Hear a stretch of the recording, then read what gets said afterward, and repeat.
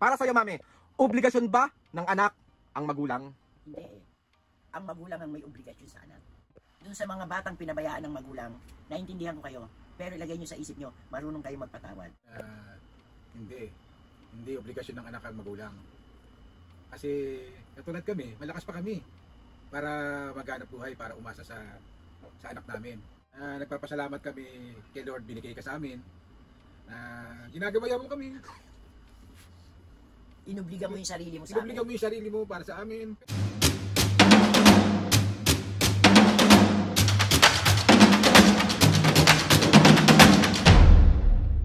What's up mga kapisngay, for today's video, another vlog na naman yung gagawin natin mga pisngay. So itong vlog na to mga pisngay, yung previous vlog ko kasi mga pisngay is about, ang topic natin doon is yung kung obligasyon daw ba ng anak ang magulang nila. So may nakita akong comment doon mga pisngay, ang sabi doon is opinion din daw ni mami kung para sa kanila is obligasyon daw ba ng anak ang magulang. So andito si mami at papu para sagutin kung obligasyon daw ba ng anak ang magulang. So, ready na kayo, mami? Oo naman. Ready na kayong sagutin ng mga bagay-bagay? Oo. Laban! Laban! So, ayun na nga mga pisngay, bali, andito na si mami at papo. May flashlight yan para para fresh. So, ay mami, papo, ready na kayo sumagot dun sa tanong? Oo, kahit anong tanong pa yan. Hindi, ang topic nga natin ngayon is, di ba nga, napanood niyo yung vlog ko nung nakaraan, di ba nag-vlog ako ng solo vlog ko, kung obligasyon ba ng anak ang magulang nila. So, kayo as magulang, mami at papu, hihingin ko sana ang inyong opinion kung ano man yung nasa isip nyo, nasa puso nyo, nasa diwa nyo, at nasa kaluluwa nyo. So, game tayo mga pisngay. Ito na si mami at papu. Request nyo to na bigyan naman ng opinion si mami at papu. So, mami, dahil ikaw ang babae, ikaw ang mauuna. Ladies first. Ladies first, okay. Para sa'yo, mami, obligasyon ba ng anak ang magulang? Hindi eh. Ang magulang ang may obligasyon sa anak. Kasi niluwal mo sila eh. Ikaw obligado mong palakihin, pag-aralin, bihisan, pakainin. Diba? Yun ang obligasyon ng magulang. Pero ang anak, hindi obligasyon ng magulang. Nasa anak nyo na yan kung may mabuting puso para kayo tulungan. Diba? Yan lang yun. Diba? Kung ang mga anak nyo, pinalaki nyo ng maayos, tinuruan nyo ng maayos, at na may takot sa Diyos, paglaki niyan at pag nakatapos yan, marunong tumanaw ng utang na loob yan. Ganun lang yon. Pero kung tutuusin, hindi obligasyon talaga ng anak ang magulang. Ang magulang ang may obligasyon. Nasa sa anak nyo na yan kung tatanaw siya ng utang na loob sa magulang. Okay, ano pa mami? Baka meron ka pang... Kasi ang magulang eh, talagang dapat gabayan ng mga anak para hindi nalilihis ng landas. Ganun lang yun, Aldrin. Diba? Kahit may asawa na. Kahit may asawa na, nagkaapo ka na sa anak mo, obligado pa rin gabayan mo sila. Dapat tayong mga magulang, tutukan natin ang mga anak natin. Kasi pag lumaki yan, at nakatapos siya ng pag-aaral, nasa sa kanila yon na kung tutulungan tayo. Pero may mga anak na mababait na inuobliga nila ang sarili nila para sa magulang nila. Diba? Eh ikaw mami, ano naman masasabi mo dun sa mga anak na hindi na nila tinutulungan yung pamilya nila kasi yung ibang, sabi ko nga sa inyo, walang perpektong tao, lahat nagkakamali. Paano naman yung mga magulang na pinabayaan yung mga anak nila? Ano masasabi mo dun sa mga kabataan ngayon, sa mga... Alam mo kaming mga magulang, kahit pa sabihin hindi kami tinutulungan kasi hindi naman nila obligasyon yun eh. Dapat marunong din kaming maghanap buhay. Hindi lahat ng oras isasandal kami sa anak. Ganun lang yun. Oh. Nasa sa kanya yung mabigyan ka ng konting mahalaga, magpasalamat ka na galing sa anak mo. Ganun lang yun, Aldrin. Sa mga batang pinabayaan ng magulang, naintindihan ko kayo, pero ilagay nyo sa isip nyo, marunong kayo magpatawad. Magulang yan eh. Kahit na ano mangyari, magulang yan. Hindi ka lalabas sa mundo kundi dahil sa magulang mo. Tsaka mas masarap sa puso. Mas masarap sa puso ang nagpapatawad. Tama. Oh, perfect. O, ikaw, si Papo naman mga kapisngay, si Papo naman ang tatanungin natin. Papo, ikaw, bilang isang magulang, obligasyon ba ng anak ang magulang nila? Sa akin, hindi. Hindi obligasyon ng anak ang magulang. Kasi katulad kami, malakas pa kami para maghanap buhay, para umasa sa anak namin. Kaso lang, sa edad namin ngayon, talagang nagpapasalamat kami kay Lord, binigay ka sa amin. Ginagawa mo kami.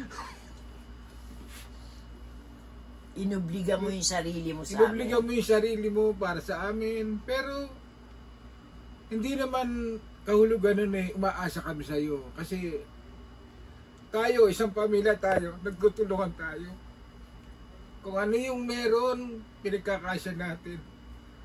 Hindi natin kailangang mas maraming bagay na ganito nagpapasya sa amin. Hindi, ikaw ang kaligayahan namin. Makita ka namin ganyan. Lord, nagpapasalamat ako, binigyan mo ako ng anak na ganito. Na kahit may sakit na kami, ganyan. Napapabayaan mo na yung sarili mo, ganyan. Nag-focus ka sa amin. Ultimo sa pagpapainom ng gamot. Nandiyan ka, bumabangon ka para ipainom sa amin yung gamot namin. Pag medyo paubos na, nandun takbo ka na kagad sa butika, sa Mercury, ganyan. Hindi mo kami pinababayaan, pero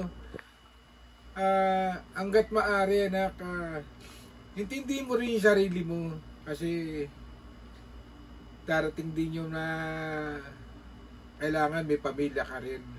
Malakas ako, Papo. Huwag kang umiyak. Si Oy, si Papo nangihingi lang ako ng topic ay. Ang sagot. Kasi yung sa akin parang na-shame ako. May ashamed. Nahiya.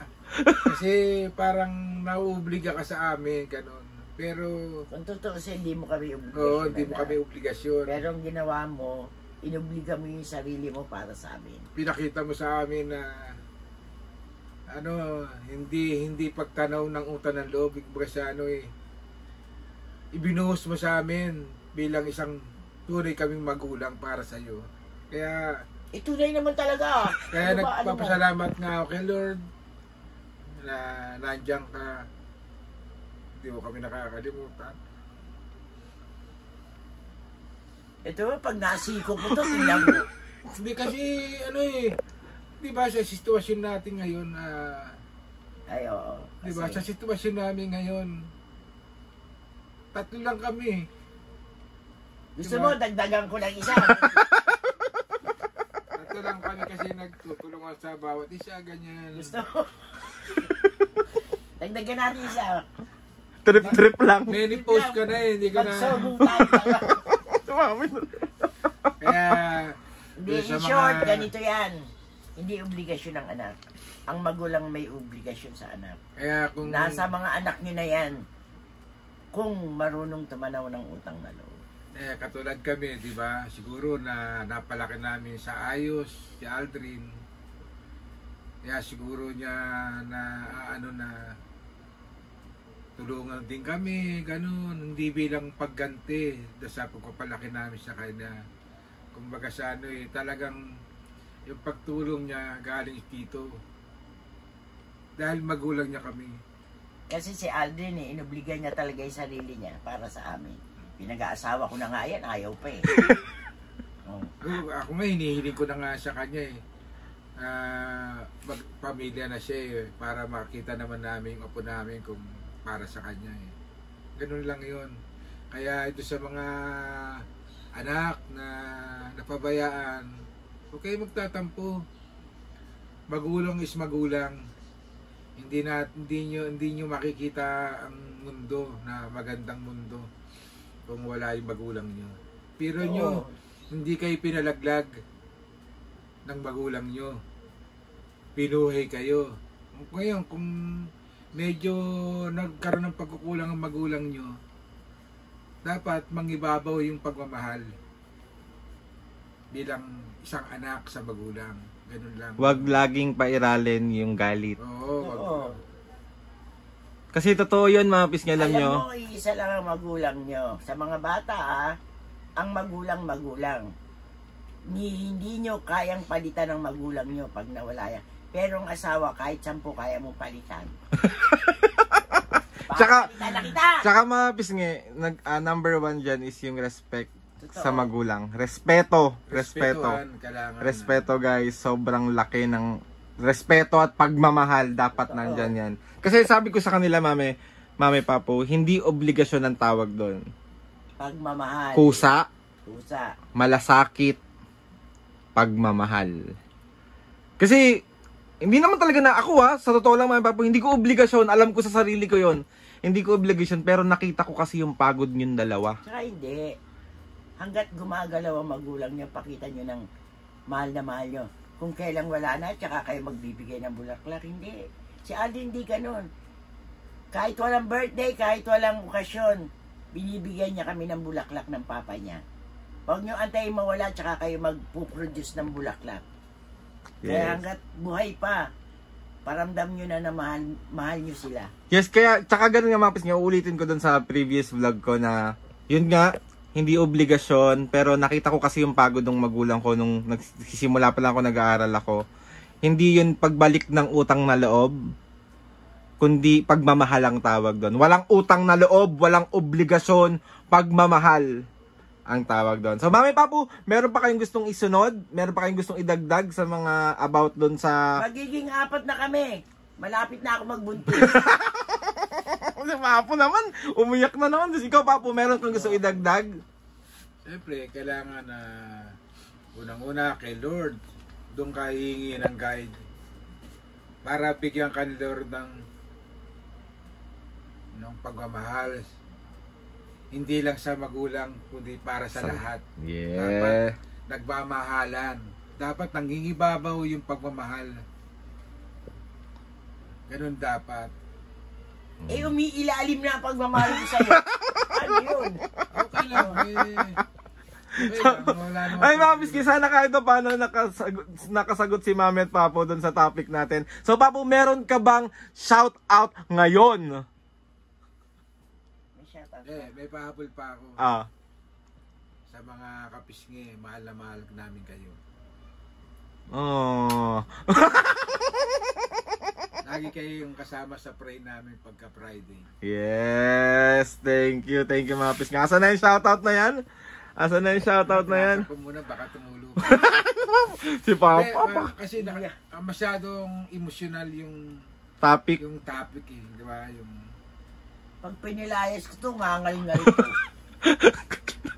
Shoutout na nga tayo. Oh, shoutout na. Sa mo. Hindi niya naman. Melbert and Malu Reboso family ng Cotabato. Shoutout! Mer Rocas 96. Shoutout! Alexander Del Prado. Shoutout! Shoutout kay Kriwin Perez. Shoutout! Patimako 1975. Shoutout! Francis Olaso.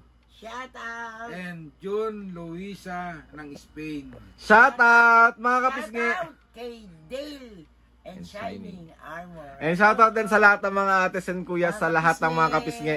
Mga kapisngi, sa mga gusto magpa-shoutout dyan, comment down lang and tatry natin lahat gawin. Lahat i-shoutout. Sabaw-sabaw na naman ako. Sana nga mga kapisngi, gusto magpasalamat kay Lord sa maraming blessings. Salamat sa mga ates and kuyas. Salamat sa lahat ng mga kapisngi na sumusuporta. Maraming salamat po. Please subscribe to my YouTube channel and click yung notification bell para lagi updated sa mga videos namin. Kapag meron kayong gustong isuggest na mga vlog, challenges, prank, DM nyo lang ako and tatry na natin lahat gawin. So yun na nga mga Papo, 1, 2, 3, go! Mga kapisngi, see you on our next vlog.